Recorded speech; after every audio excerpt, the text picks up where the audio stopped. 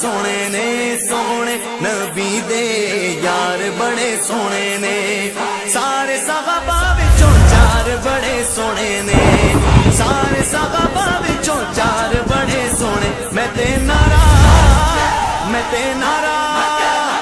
تے نعرہ حق چار یار لاواں گا الحمدللہ رب العالمین والعاقبۃ للمتقین الصلاۃ والسلام علی سید المرسلین وعلی آلہ واصحابہ اجمعین اما بعد فاعوذ باللہ من الشیطان الرجیم بسم اللہ الرحمن الرحیم وَسَيُجَنَّبُهَا الْأَتْقَى الَّذِي يُؤْتِي مَالَهُ يَتَزَكَّى وَمَا لِأَحَدٍ عِندَهُ مِن نِّعْمَةٍ تُجْزَى إِلَّا ابْتِغَاءَ وَجْهِ رَبِّهِ الْأَعْلَى وَلَسَوْفَ يَرْضَى صدق اللہ مولانا العظیم وصدق رسولہ النبی الکریم الامین ان اللہ وملائکتہ یصلون علی النبی یا ایہا الذین آمنوا صلوا علیہ وسلموا تسلیما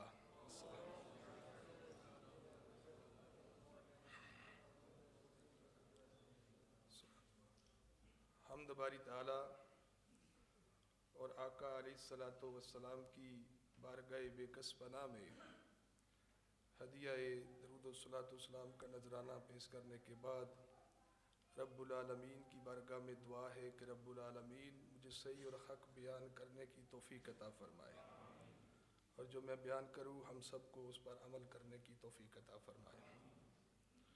جیسا کہ آپ حضرات کو بخوبی معلوم ہے کہ عالمی انٹرنیشنل 14ویں سالانہ حق چار یار کانفرنس لندن میں انعقاد پذیر ہے اور جس کی صدارت قبلہ حضور حجت الاسلام شیر اہل سنت شان اہل سنت شیخ القرآن والحدیث سرمایہ اہل سنت پیر طریقت رہبر شریعت پیر سید محمد عرفان شاہ مشہدی دامت برکاتہم عالیہ فرمائیں گے۔ ابھی ان کا انتظار ہے جبکہ سرپرستی پائکرو اخلاص و محبت صوفی باصفا پیر طریقت رہبر شریعت پیر محمد ریاض اسلمی دامت برکاتہم عالیہ فرما رہے ہیں، دیگر علماء کرام سادات کرام۔ اللہ رب العالمین ارشاد فرماتا ہے وَسَيُجَنَّبُهَا الْأَتْقَى الَّذِي يُؤْتِي مَالَهُ يَتَزَكَّى وَمَا لِأَحَدٍ عِندَهُ مِن نِّعْمَةٍ تُجْزَى إِلَّا ابْتِغَاءَ وَجْهِ رَبِّهِ الْأَعْلَى وَلَسَوْفَ يَرْضَى، اور دور رکھا جائے گا دوزخ سے جو سب سے بڑا پرہیزگار، جو اپنا مال دیتا ہے کہ ستھرا ہو اور اس کا کسی پر کوئی احسان نہیں جس کا بدلہ دیا جائے، وہ صرف اور صرف اللہ کی رضا چاہتا ہے جو سب سے بلند ہے اور ان قریب وہ اس سے راضی ہوگا۔ حضرت ابو بکر صدیق صدیقوں کے سردار جب آپ نے حضرت بلال رضی اللہ تعالی عنہ کو بہت گراں قیمت دے کر آزاد فرمایا تو کفار باتیں کرنے لگے کہ ابو بکر صدیق نے ایسا کیوں کیا کہ شاید حضرت بلال کا ابو بکر صدیق پر کوئی احسان ہوگا۔ تو رب العالمین نے ان آیات کو نزول فرما کر یہ ظاہر فرما دیا کہ ابو بکر صدیق کا یہ کام صرف اور صرف اللہ کی رضا کے لیے تھا، کسی کے احسان کا بدلہ نہیں، نہ تو ابو بکر صدیق کا کوئی حضرت بلال پر احسان ہے اور نہ ہی حضرت بلال کا کوئی احسان ابو بکر صدیق پر ہے۔ اسی طرح صدیق اکبر نے بہت سے لوگوں کو جو غلامی کی زندگی بسر کر رہے تھے خرید کر آزاد فرمایا۔ صدیق اکبر کی ذات مقدسہ کوئی تعارف محتاج نہیں، آپ کی شخصیت کون کلمہ گو ہے جو آپ کی شخصیت اور مرتبت سے آشنا نہیں؟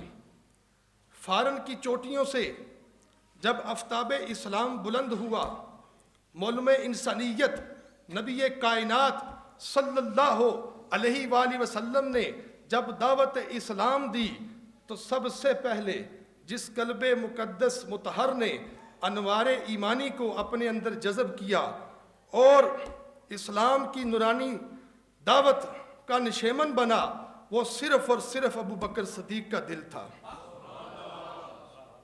اور اسی وجہ سے اللہ رب العالمین نے آپ کو تمام انسانوں میں برتر اور ممتاز بنا دیا، کیونکہ یہی وہ جذبات حسنہ تھے، اور انہی جذبات حسنہ کا مظہر وہ مقدس و عمل کردار تھا جس کی تعریف و ستائش میں خدائے بزرگ اور برتر نے کلام اللہ میں آیتیں نازل فرمائی، اور جن کی مدح سرائی میں سرکار دو عالم صلی اللہ علیہ وآلہ وسلم نے فضائل بیان فرمائے، اور جس کی وجہ سے صدیق اکبر کو انبیاء کے سوا تمام انسانوں میں افضل و اعلیٰ بنا دیا۔ اور آپ حضور کے وہ بلند صحابی ہیں جنہوں نے سب سے پہلے کلمہ پڑھا اور اللہ کی وحدانیت اور آقا علیہ الصلوۃ والسلام کی رسالت کا اقرار کیا۔ کون صدیق اکبر جس کا باپ، جس کا بیٹا، جس کا پوتا امام الانبیاء کی صحابیت کے شرف سے مشرف ہوئے؟ کون صدیق اکبر جس کے قول و فعل میں ایمانت تھی، دیانت تھی، جس کی طبیعت میں شفقت تھی، جس کے قلب میں روحانیت تھی، جس کی دعا میں قبولیت تھی، اور جس کے اقوال و افعال میں رسول اللہ سے مطابقت تھی، جس کی جلوت و خلوت میں رسول اللہ کی سنت تھی، اور جس کو دیکھنا رسول کی تلاوت تھی، اس کو حاصل نبی کی خلافت تھی۔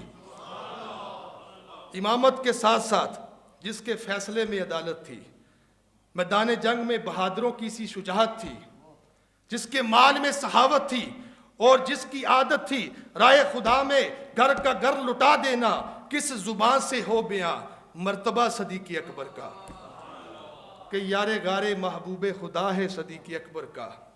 لٹایا رائے حق میں کئی بار گھر اس محبت سے کہ لٹ لٹ کر حسن گر بن گیا صدیق اکبر کا۔ کون صدیق اکبر؟ ملائکہ حضور علیہ السلام کی آستان عالیہ پر حاضر ہوں مگر قربان جائیں مقدر صدیق اکبر پر، کہ جن کے گھر سرکار 2 مرتبہ تشریف لے جاتے ہیں۔ حضرت عائشہ صدیقہ رضی اللہ تعالی عنہ فرماتی ہیں، حضور کی بیوی فرماتی ہیں کہ میں نے جب سے ہوش سنبھالا ہے اپنے والدین کو دین کی پیروی کرتے دیکھا، اور رسول کریم صلی اللہ علیہ وآلہ وسلم صبح و شام ہمارے یہاں تشریف لاتے۔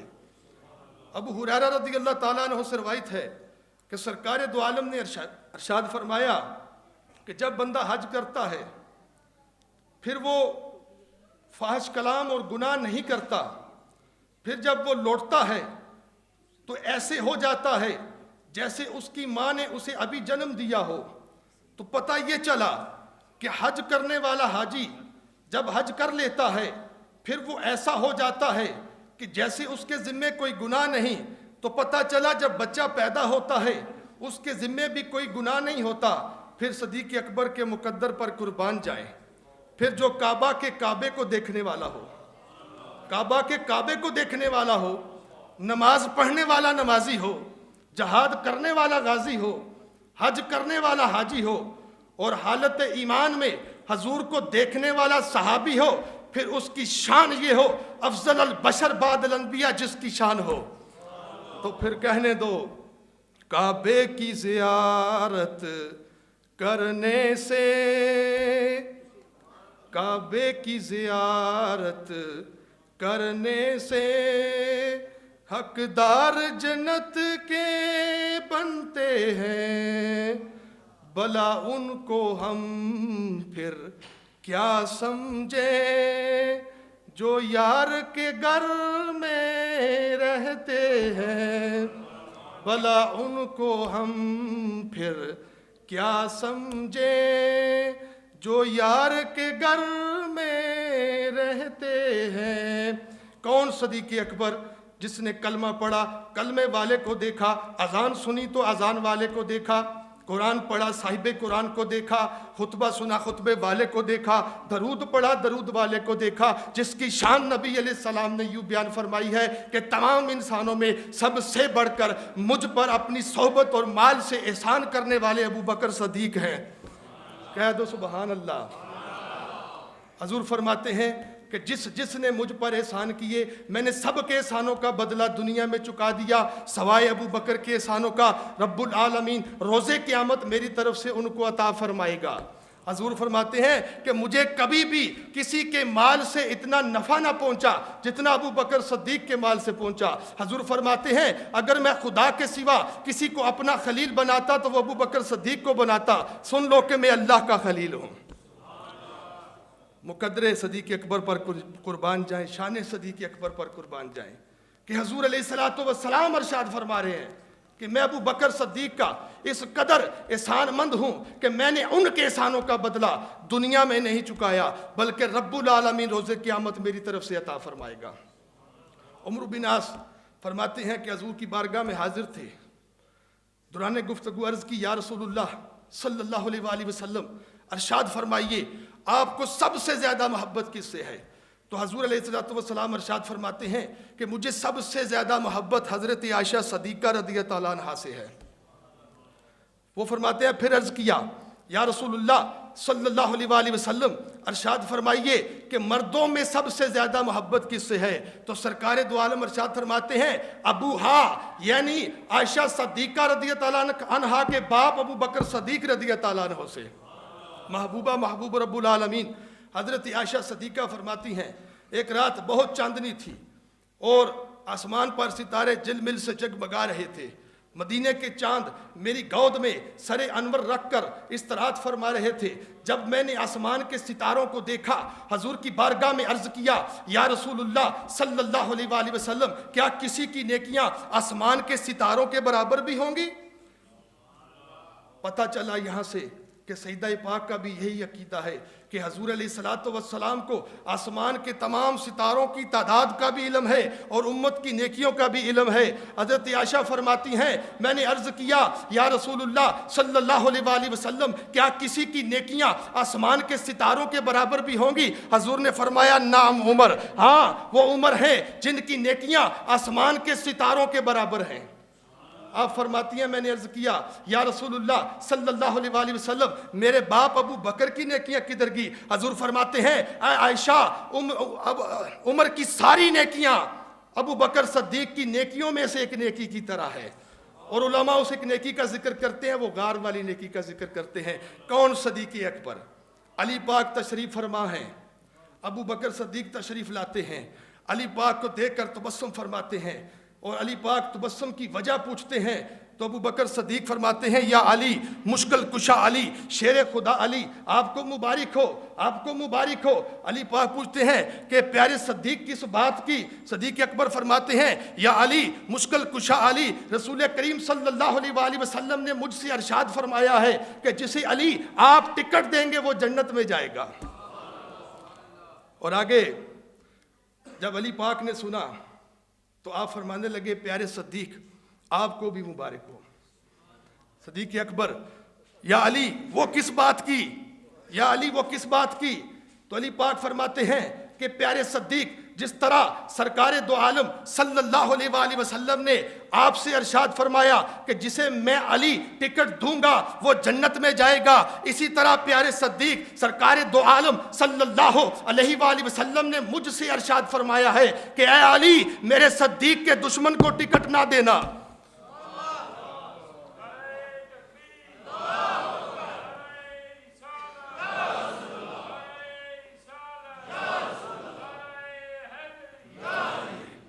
تو آخری بات عرض کر کے اجازت لوں گا. صدیق اکبر کون؟ صدیق اکبر ایک مرتبہ سرکار دو عالم صلی اللہ علیہ وآلہ وسلم نے ابو بکر صدیق کو اپنی انگوٹھی عطا فرمائی. کہا پیارے صدیق اس پر لکھا لاؤ لا الہ الا اللہ.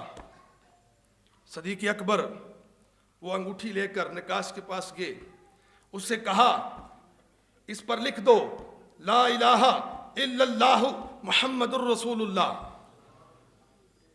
آپ لکھا کر واپس وہ انگوٹھی حضور کی بارگاہ میں لے آئے, حضور کی خدمت میں پیش کی.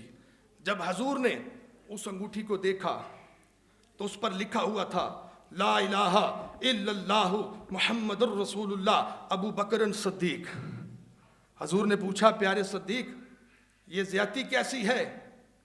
تو صدیق اکبر عرض کرنے لگے یا رسول اللہ صلی اللہ علیہ وآلہ وسلم آپ نے مجھے فرمایا کہ لا الہ الا اللہ لکھوا لاؤ, لیکن میری محبت نے یہ پسند نہ کیا کہ اللہ کے نام سے آپ کا نام جدا ہو, اس لیے میں نے حضور آپ کا نام بڑھا دیا. تو حضور میں نے اپنا نام نہیں بڑھایا, ادھر صدیق اکبر کا یہ کہنا تھا. جبرائیل امین حضور کی بارگاہ میں حاضر ہوئے, آ کر فرمانے لگے یا رسول اللہ صلی اللہ علیہ وآلہ وسلم صدیق اکبر کا نام میں نے لکھا ہے. جس طرح صدیق اکبر کو یہ پسند نہ ہوا کہ آپ کا نام اللہ کے نام سے جدا ہو, اسی طرح اللہ کو یہ گوارا نہ ہوا کہ صدیق کا نام آپ کے نام سے جدا ہو. حضور فرماتے ہیں علیکم بسنتی و سنت الخلفاء راشدین, کہ تم میری سنت اور میرے خلفاء راشدین کی سنت پر عمل کو لازم پکڑو. یہ آسمان ملت کے وہ روشن ستارے ہیں کہ امت مسلمہ قیامت تک ان کی روشنی سے ان سے ایمان کی روشنی حاصل کرتی رہے گی. اللہ رب العالمین تمام مومنین مومنات کو حضور کے ان چار یار کی محبت, اطاعت, عظمت کی توفیق عطا فرمائے. وما علینا الا البلاغ المبین.